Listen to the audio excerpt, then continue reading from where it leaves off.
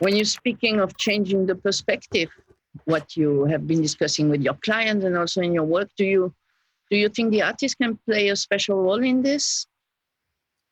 Yeah, definitely. I think it's actually the very starting point of most of our projects is to try and open up as many perspectives as possible, and the role that we actually believe art plays in that game is the role of fiction, meaning the contingency, the role of possibility, meaning that everything is not determined. The future doesn't have to be an extrapolation of the past as the AI will tell us. Anything is brought to open up alternatives. And I do believe that the powerful function of art is definitely not to say this will be the future and predict something. It's about opening alternative presence. Yeah, I was more thinking about the artist versus art. Okay. How do you bring him in your thinking, and what is the participation? Whom are you discussing with? I don't need names, but I need to know the artistic thinking and also what you think about what an artist is. Yeah, definitely. So the funny thing is that when I was actually studying, I opened up and ran an art gallery for 7 years. And my obsession was to try and see how artists could bring new approaches, new doors. I always saw that as just new windows to the world. Again, whether it would be about escaping one or looking at this one differently, and always kind of focusing on their feeling about the future. For the past years, what I've been doing is that at some point I'm helping artists in their own production. I'm at my very small scale collecting some of them, etc. Such as Clément Vallat, for instance, that I really love, and I'll share a few images of what he does. But I'm also really interested in not trying to blend, let's say, economic reality and the business I'm doing with, for instance, with my company and the art world. But I'm really interested in the way that the artist brings in every time a new methodology to a specific subject. And so, for instance, I was really inspired by the artist placement group that dates back from 40 to 50 years back, in which you basically had a group of artists as consultants in some companies at some point. Meaning that they don't really understand the rules of the game of a specific audit company, or I don't know, but they had to produce something out of it. And I think it definitely is needed in order to open up a new possibility. So for instance, when we designed the AI Commons, I was really inspired by artists working such as Thomas Saraceno on interspecies connections. I was really inspired by Rocio Berenguer, a Spanish artist, a wonderful artist who basically imagines a G5 that would be a G5 interspecies, that is not just about the biggest nations, but about living beings. How can nature talk to humans, to AI, to vegetal, etc.? And I was also really inspired by the nation of plants at the last Triennial Biennale, when you had this idea that at the UN, you won't have only human beings negotiating Earth, but you would have plants as well.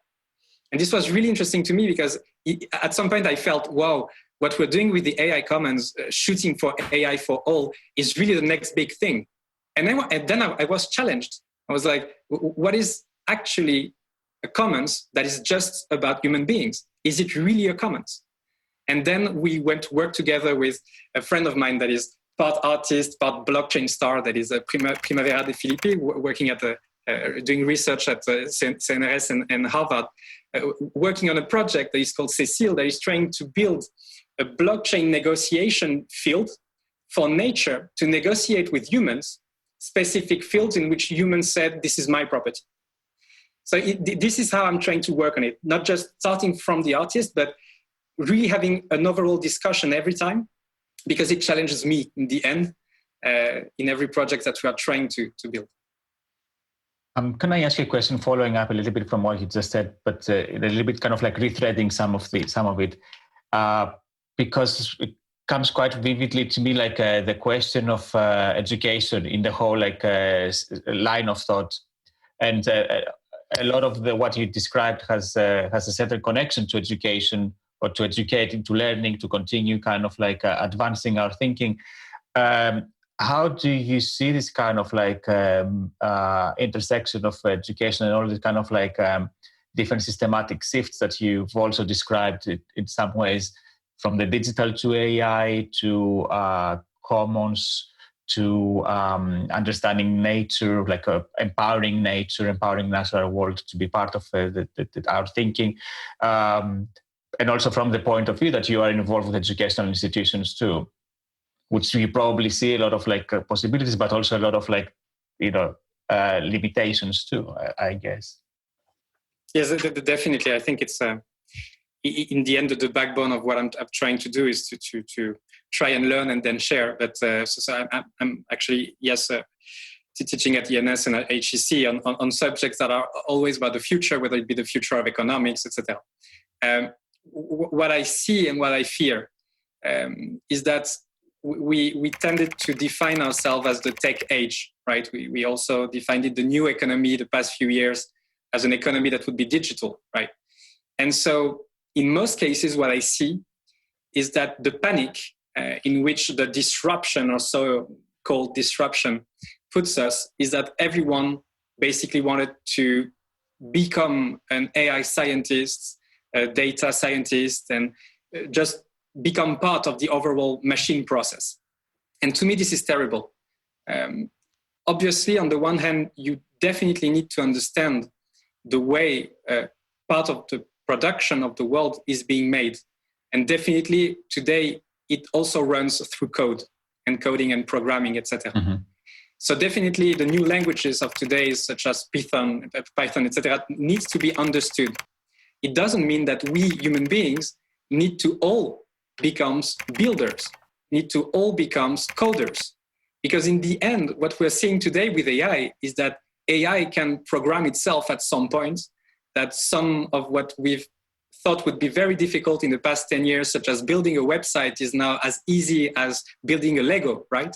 With WordPress, etc. It shall be the same in 10 to 15 years with AI itself. Mm-hmm. So becoming ourselves, learning to become part of the machine is terrible.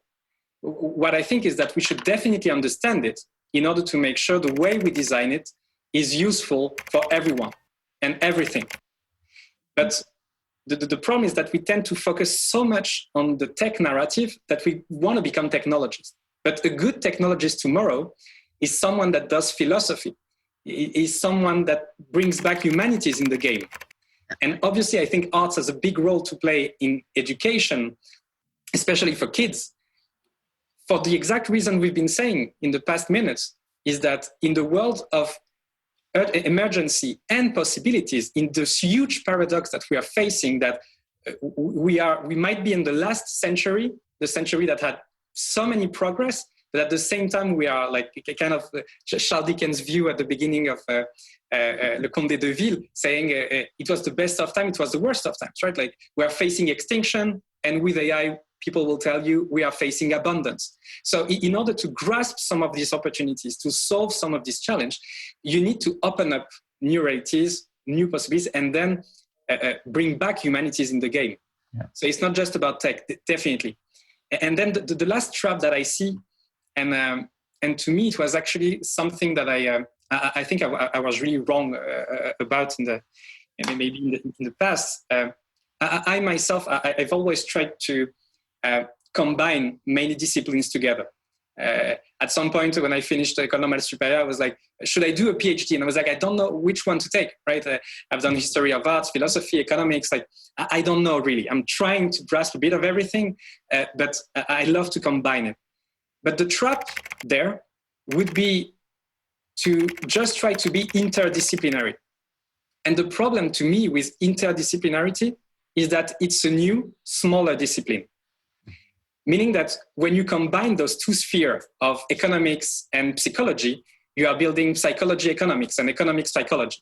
So this is just a new pair of glasses that is being built out of two worlds. This is good, definitely.